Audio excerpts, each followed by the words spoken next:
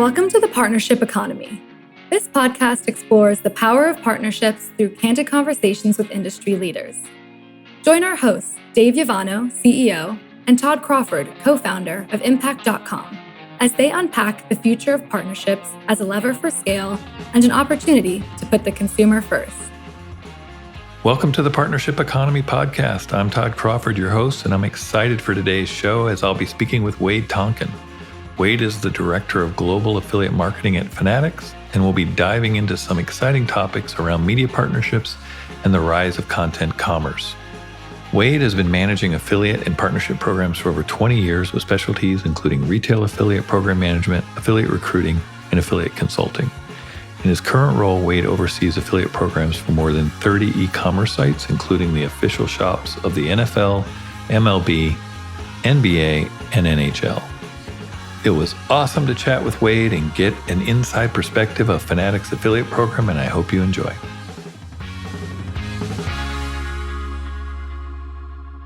Hey, Wade, welcome to the Partnership Economy podcast. It's great to have you on. Doing fantastic, man. Thanks for having me. Yeah. But before we get started, I always like to kind of level set because I think most people are probably familiar with fanatics.com or the NFL shop, but I think it's important for you to kind of give us an overview of everything, all the moving pieces over at Fanatics, and then also a little bit about the team that helps you manage partnerships. Sure thing. Yeah, and Fanatics has grown a ton in the last, especially the last 3 or 4 years. But I've been here almost 12, and it's really grown from being, kind of a small regional SEC football power up to being a real kind of global anomaly. We've been through acquisitions and just some amazing business deals. We've been able to put together a group of sites that we power now, including NFL shop, NBA store, MLB shop, all the big pro sports league stores in the U.S., as well as a bunch of team stores, including stores for some of the top teams in the U.S., like the Dallas Cowboys, and internationally, Manchester United, Atletico Madrid, some real powerhouses. And we've been starting to expand even beyond that. We're just getting ready to hopefully bring on affiliate for the Olympics moving forward and expanding into the worlds of sports betting and NFTs coming up. So really exciting stuff, huge brand coverage, global brand, multi-billion-dollar company. And then on the partnership side of things, I've got a team right now, 5 people along with me, 3 based in the U.S., a couple based in Manchester, and a couple agency relationships that we have in place as well to help us with some coverage in either in specific areas or geographically or with kind of expertise around subject matter. So with all of the stores and teams that Fanatics represents, how many actual partnership or affiliate programs do you guys have right now live? 40 plus. It's a lot for 5 people. So that's amazing. And obviously you've got some, like you said, some agency resources on top of that. That is really amazing. And I know, we've talked a million times over the past decade or so. I always found Fanatics' approach to partnerships unique compared to what I would call, other retailers, right? I mean, you guys are selling merchandise. People find what they like, they add to cart, they check out, you pay a percentage of the sale. All that sounds the same, but you guys have always kind of cut your own path in partnership economy in the sense that a lot of unique partnerships that I don't think people really think about. And what I always found interesting in our conversations over the years is that it really makes you realize that there's so many unique partnerships out there that are beyond what people are think of as traditional affiliates, right? Which are, obviously table stakes for a lot of programs. But can you kind of walk me through, even just in the early days, how you guys stumbled upon working with, I guess, sites that didn't even think they were affiliates, right? And how that really added a lot of value and got you access to consumers that you probably wouldn't have gotten access to? Yeah, I think we really had to jump on something we're seeing in the industry the last 3 years. And we've been working with major media sites going back, probably 12 to 15 years. And given the fact that we're working in the world of sports, it was kind of an obvious match for us because if you look at newspapers, TV stations, radio stations, a big piece of their content and their following is based around sports. And people are coming back to, catch up on their sports teams and, what went on the night before, or maybe, what kind of trade deals might be going down, things like that pretty much every day. So they were an ideal type of partner for us to work with. And that especially boiled down to when we're working what we call hot market events. So it might be like a Super Bowl championship, NBA championship, World Series. NBA or NCAA championship. These types of partners have access to a huge number of fans in the moment. Usually they've got, a great audience on their actual site. They've probably also got big social media following. They've probably got a big email list. And so they're great for us to be able to connect with fans in the moment and connect them with that product that they're super excited about. And so that's one of the types of partnerships that we identified right off the bat that was one that could work for us. And we've really been scaling up with that recently as the brands continue to grow. And especially as, I think the performance partnerships have really matured as something that these media sites are looking at as an actual real growth channel, a revenue channel that is more accepted. These companies are having departments now that are built around performance, which is amazing. I mean, in the past, selling these deals used to be a major league pain in the ass because we would have to come in and sell a sales guy who was used to getting an IO signed, cash on the barrelhead. And when we came to him and said, hey, you need to do this deal with us, we're going to pay you a percentage of sales, and then we're going to, can make it all work within a month or so. And they're like, yeah, I don't know about that. I better get somebody else to sign off on it. Good news. There's VPs, directors. I mean, there's high level people that are responsible for deals like that. In addition, we go back and we look at influencers now, and we've been working with influencers for the last 12 to 15 years. We just didn't call them that. They were somebody that had a following for their Twitter account around a team or around the sport or around Jordan collectibles or something like that. And, we were able to strike partnerships with these guys, just straight revenue share deals to promote our product. And they saw that it was a legitimate revenue channel for them. And so we were just able to work out, lots of great, a lot of them are long-term relationships as well, where we've been working with people for years and years. And we've kind of, watched as they've developed their whole business and turned into, $1 million plus promoters, which is just fantastic. And we've been able to do some other things as well, like tapping into alumni clubs, tapping into supporters clubs for international football, YouTubers, streamers. We were pretty much open to any type of a partnership where somebody's connecting with a community that might that's engaged and that might be into our products. Yeah, that's what I always found so fascinating is that you guys were again creating affiliates, right? As opposed to working with existing affiliates. A lot of these companies, as you said, that this wasn't their business model. It took a lot of convincing. I know some of like the sports message boards where people hung out to talk about their teams. They even were nervous that their members would get mad that they were making money promoting to them. And they had to kind of like almost ask the people that, were in those message boards for permission or if it was okay. It was really, like I said, very interesting that, you guys have been doing something that I think a lot of companies today are just now trying to figure out and do themselves as opposed to just always working with kind of the same, table stake type affiliates. The other thing that I think is unique, and I bet a lot of retailers are jealous, is just this whole concept of you have, sports, leagues, teams, and players that at any given time are getting the spotlight on them. And then I know you guys have done a really good job of knowing which partners are best for those types of any of those kind of moving pieces where you can instantly go when a player is, MVP or just got drafted or traded or a team is winning or that you're able to quickly go to the right partners and get promotions in their hands to promote the merchandise. Yeah, the seasonality and timeliness is a really huge part of what we're doing. And, it's kind of interesting as the business has evolved. We went from having, before we got in with MLB, we actually had a period after the Super Bowl every year where we had maybe between the Super Bowl and March Madness where we might have a couple months where we could actually kind of sit back and maybe do some infrastructure work.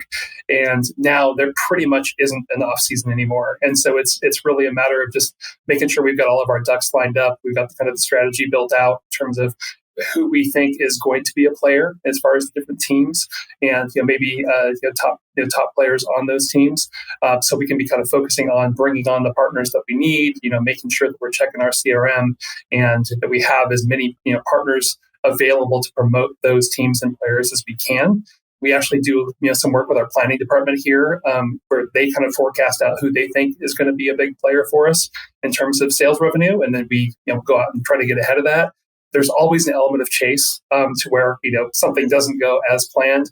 A team gets hot, a player gets hot, and you have to be able to pivot and be able to say, hey, this team is, come out of nowhere. They're making a crazy run. We should get behind this. And we've had some really fun examples of that, like Loyola Chicago, a couple of years back in the NCAAs. It was a great story. It was so much fun to watch that unfold. And it seems like, every couple of years in the NCAA tournament, you get this amazing Cinderella story that you can chase. Fans go crazy. And the fun thing when you get a Cinderella team like that is that those fans are going to buy multiple times, because we might be doing, a T-shirt when they busted everybody's bracket.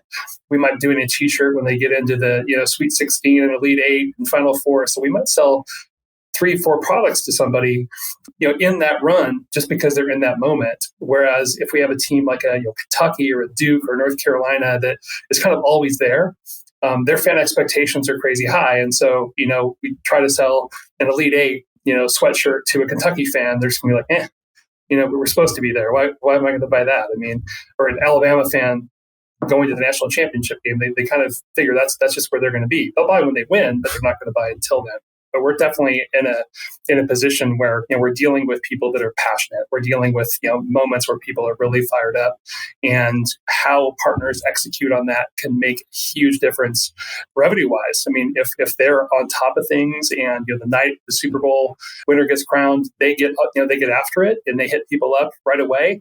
They're going to do really well. If they wait until that passion is subsided, or maybe honestly people might have sobered up a little bit, next morning it might not be as lucrative. And so we're definitely dealing in kind of a fun business that's very passionate. And if people treat it that way, they can do really well. That's awesome. No, it's like I said, I always think of you guys as being in a unique position that I've just never seen any other retailer have all these kind of dynamics. So it makes for a lot of work, but you guys have also figured a lot of this out. So you've got the processes and everything you're going to do pretty down pat, which I think is, again, kudos to you and your team for getting all this in place and being able to just execute. So I want to go into some of my typical questions I asked during the podcast, starting with, what's top of your mind right now? Oh, top of mind, there's a couple of issues with scaling the business. Definitely looking to just continue scaling up the growth with media partnerships, because I think that those are, kind of, if you look at big rocks, for moving the business forward, those are guys that can move, big pieces of business fast. And so, given the fact that we're not really getting told no a whole lot anymore when we approach people, it's really about being able to ask at scale. Also, I think it's scaling the international business. We're definitely in a little different place in terms of brand recognition overseas than we are here. We're definitely starting to get, make up some ground, because we brand a little bit differently. We don't do a lot of straight brand advertising. We've always been more kind of direct response style. So if we're putting our brand out there, we also want to be making the cash registers ring. Internationally, we've been starting to brand up through partnerships with big partners. So like we do a deal with like PSG, biggest football team in France. Having fans be able to see the PSG store, a Fanatics experience, is something that over the course of the next few years is going to continue to build that brand. Same with Manchester United, same with Atletico Madrid. And so we're building the brand through these partnerships. And honestly, the affiliate channel is helping to do that as well, because we're getting the brand out in front of supporters clubs, in front of fan sites that, that occupy those fans, and have them coming back every day. So hopefully we'll continue to build that brand recognition down the road, because it's just, we're coming into new markets where people just haven't heard of us. And it makes it a little bit more challenging to grow the affiliate business for sure, and grow the overall business. Loyal consumers who are openly passionate about your brand are great to tap for brand awareness and trust. Pair that with media partnerships who are open to feature your brand on their platforms, and you could scale as much as Wade's team at Fanatics did. It's crucial to collaborate with real users and reliable media outlets to tell your brand story from a unique perspective versus targeting consumers with banner ads. We'll now hear about what's keeping Wade up at night.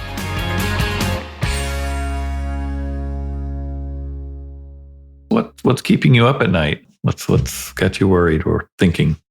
It's funny. I think that every affiliate manager or director, anybody that has responsibility over affiliate, is going to say this never-ending debate around attribution and incrementality. in the affiliate world. It still gets discussed. And I think we're in a pretty good position here at Fanatics because we've always built the program, I think, to be heavily focused on these content players and these people that have one-to-one relationships with fans. So I think that we've done a pretty good job of bringing partners to the game that we think are driving some heavy incrementality. That said, a few years back, the program used to be 70-80% coupons and cashback.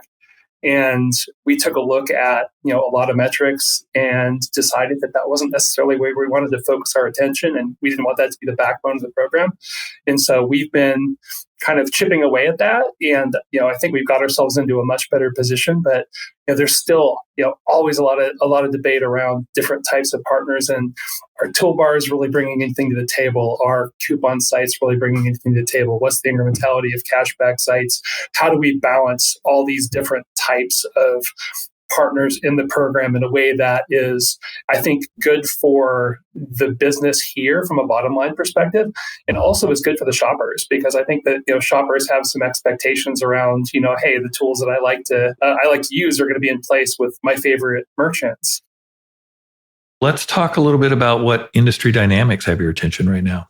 I've got a lot of excitement as we look into the growth of TikTok. Hopefully TikTok gets a little bit smarter and provides some better linking tools to their creators, because I think TikTok has the attention of so many shoppers now. And if you look at, there's a lot of stats out there in terms of, how much it's becoming a discovery platform for shopping. And I still think that the tools that they offer their creators are terrible. I think that, when we saw Instagram come out last year and come out with the ability to have link stickers on stories and things like that, just making it easy to get an affiliate link out in front of somebody or a tracking link out in front of somebody, changed the game there. And we saw that continue to increase in terms of contribution on within our different social media channels that we work with. Extremely excited to see big media continue to lean into things. We're really hoping that we can start to do a little bit more with kind of business to business type deals, because I think more companies are interested in that type of deal. With us, it's just a little bit challenging because we have departments that are tasked with going out and doing those kinds of deals as well.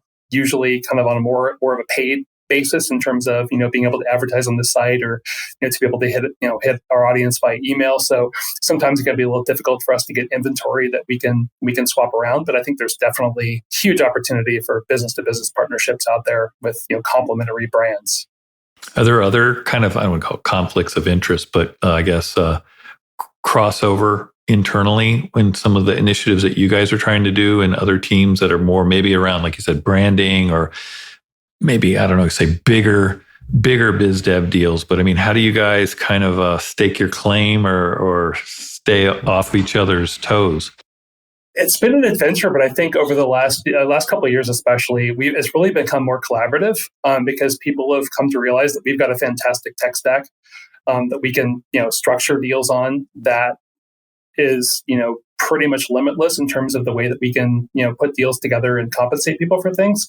And so I think in the past, when we had partners that would approach us where we would have built out co-branded stores and maintained kind of separate standing stores for these partners, they started just to push those into affiliate relationships, which is fantastic.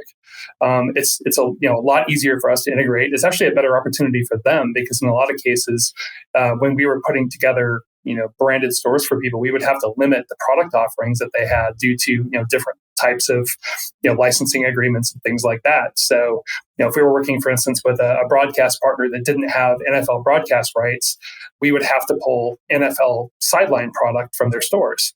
Well, that's a good percentage of what people actually want to buy. And so it's like, yeah, we can build this store, but you can't sell what people want. They kind of took a little bit of the juice out of those types of deals. And when those deals started to expire, we started coming back to them and saying, hey, how about we do something different? How about we set you up through this affiliate infrastructure? We go ahead and put them into Impact, got them set up with an aggressive deal, but one that was that was a good one for everybody involved. All the product was on the table, and they're able to come in there and hit the ground running. And in a lot of cases, we saw those guys have business increases. So you had mentioned talking a little bit about crossover with broadcast media. What are your thoughts around that? It's something that we're testing more and more into. We've got the print media playbook pretty much figured out. I think we've had some good wins with that. And so now I think as we start to look into, doing more OTT, I think there's an awesome opportunity for that on the performance side. And I know that you guys have been doing what's OTT? With being able to get into streaming, people watching streaming broadcasts and being able to insert ads in there on a performance basis, which I think is fantastic. And I know that you guys have some cool partnerships around making that happen as well that we're actually just getting ready to test. Being able to kind of take this whole performance model into places that traditionally have been very cash up front.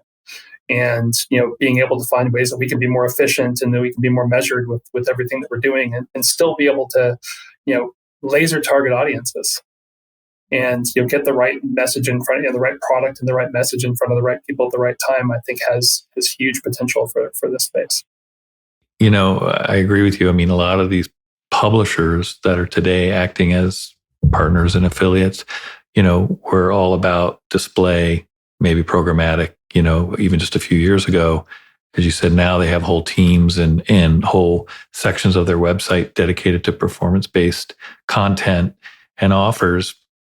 And I think those successes are opening the doors, like you said, for offline, whether it's print or broadcast. I think that this is, it's constantly evolving, and it just makes this whole partnership economy so much more exciting than 5 or 10 years ago.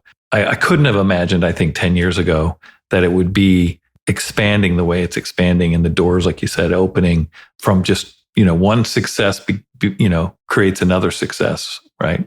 Or another opportunity to explore. Yeah. And I think that, having, social proof that you can roll forward has been huge for us because, we've had some great wins with big media partners. And as media companies have continued to aggregate, and cross over, the different, communications platforms, you'll see then now that, what used to be, pretty much a print company now also has broadcast or also has radio. And so if you can get in there and get a win on one side, you can, ride that up the chain, or you can point out that, when you're approaching somebody new, you can say, well, hey, we were able to do this with these guys in this market when this happened, and it worked out well for them. And fortunately, we've taken really good care of our partners. We've actually got a couple that'll, speak up for us if they need to.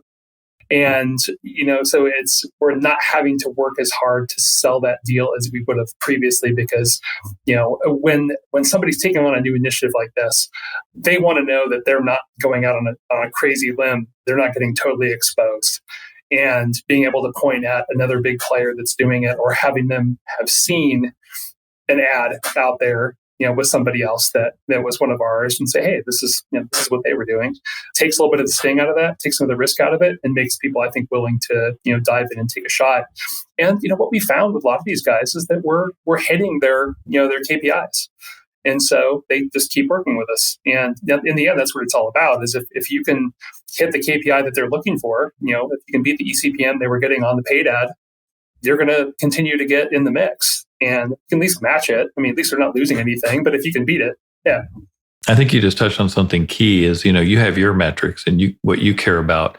But if you're not able to meet the partner's metrics and what they care about, even if it's, you're paying them after the fact, but if it backs in to what they would have got up front or in the range, that's key. And I think, being upfront with them and them being upfront with you, this is how we normally would do this deal.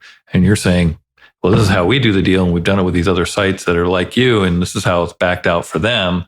You said they're more willing to try, but I think it is a two-sided deal here, right? That's I think what you're touching on that's really key. Because in the end, if you can't hit their KPI, I mean, you're not going to get the space. You're not going to get the mention. And, I think one of the things that differentiates us in a lot of cases is that at least when we're talking with print publications, we're really not looking for the display ad. I'm really kind of over, the standard IAB banner. That's not what I'm looking for. And so, they can continue to sell those and get their CPM for that. If people want to pay them for it, hey, great, more power to you, take the money. But what I'm talking about is, get me an article with product content, or drop, a widget with a product image with a little bit of a description and a call to action into your write-up on the game. Bring that product into the actual conversation. That's the stuff that's working. The content commerce is, I'm seeing that term coined a lot. It's not about that display buy or something about that display ad. I mean, people can do what they will with those, but I'm really looking at, hey, if we can get like maybe a nice product ad, maybe a lifestyle image, something like that. If they can do gift guides, if they can do top products for tailgaters, stuff like that, that's what drives revenue. And so, hopefully we'll continue to see more of these publishers building out their content teams, because I think that's definitely one of the challenges that we do run into a little bit, is that I think there's a lot of people that want to try this, but having the right staffing to where they've got people that know how to do this, that have really got the style nailed, and that are tasked specifically with, hey, you're going to crank out 10 articles a day, around our network, around a group of different merchants, and you're gonna get this stuff out there. That's what's driving for my money. That's what's driving the revenue, and that's what's driving value, because people are getting engaged in the content. That's my biggie with the media sites. And with broadcast, maybe it's about, I get really excited when I see things like the Today Show doing gift guides and things like that, where they're doing and they're doing it as an affiliate deal. I mean, that stuff you wouldn't have thought about at all 5-10 years ago. There's no way. There's no freaking way. You were paying $500,000 to get your product on that show. And so, to see that stuff coming in, that really, to me, shows that our industry has grown up, and to the point where we're being looked at as a legitimate growth channel by these major media players that could make money otherwise. These media companies understand that there's a lot of content out there that they can produce that consumers want, and this content commerce is part of that. Even what the Today Show is doing, the response rates are proof right there that's what consumers want. So I think, this is only getting bigger and better. And I keep saying this every year, but I've never been more excited about the partnership future and where it is today and where it's going. And since, I started in 1998, it's just so much more dynamic, so many more players coming in, and so much more, proof that it works, right? That it's just paving the way for bigger and better deals. It just keeps getting bigger, keeps getting better. So it's exciting. And I know, as we touched in the very beginning, you guys have been instrumental in a lot of these partnerships way before content commerce existed. You guys were doing it at a really, I would say micro level, right? You're dealing with a city that has 2 or 3 teams, and you're able to give them great content ideas and great products, and they're able to integrate that into their content and provide more value to consumers. Exactly what they want, right? I don't want to have to do it myself. I want to read things and see that there's that jersey. I do want that jersey, right? Yeah, and I think that one of the things that partnerships teams need to understand is that these deals, they're not super easy to track down, but they're also not they're not hands off to support either. And so you need to have good relationships. You need to have really good, CSMs that can have those interactions with those brands, because if you want people to create commerce for you like that, you need to be feeding them the stories. You need to be feeding them the product stories. You need to be feeding them, the promotional calendars and things like that, so that they know what is in the moment that they should be, writing about. We've been really fortunate in that we've built up those relationships with some of the big players, and they've turned into really consistent producers for us, where, we've got a weekly or, bi-monthly call where, we catch up, run them through the story ideas, kind of recap, hey, this is what worked really well last month. And, it's gotten to the point where, as long as we're, keeping them in the loop on, what they should be watching for coming up, they're pretty good at taking care of themselves in terms of generating the actual content.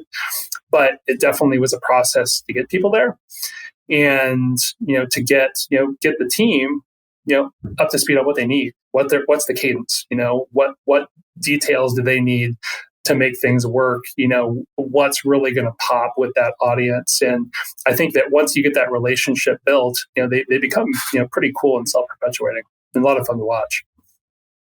Well, hey, I think we just covered great content and leaves a lot of people a lot of ideas on how to expand their partnership strategy. So I really appreciate you taking the time to share all the hard work you guys have been doing over the last decade plus at Fanatics. It's amazing. It's been a lot of fun. I've been looking forward to, hopefully 10 more. As consumers feel more empowered and in control, traditional advertising is having less of an effect on buying decisions. Content commerce and consumer recommendations are now seen as the premier choice for brand awareness and consumer buying decisions. Though there are new ways to get eyes on a brand, it's important to note that consumers are honing in on recommendations from trusted sources. Content creators on TikTok and other social media platforms also play a huge role in the partnership ecosystem, since creators can share reviews and even links to shop directly on these platforms. I agree that it would be important for TikTok to release more consumer-friendly linking features, since consumers are now gravitating towards TikTok as a retail discovery tool. As social media and media sites continue evolving into platforms for discovery, brands, especially in retail, can benefit from another channel where partnerships with creators bring authenticity back into the picture. Thanks again to Wade for joining the show today, and thank you for listening. I look forward to next time. Thanks for listening to The Partnership Economy, brought to you by unpack.com. If you enjoyed today's episode, be sure to subscribe to the show and rate and review it on Apple Podcasts.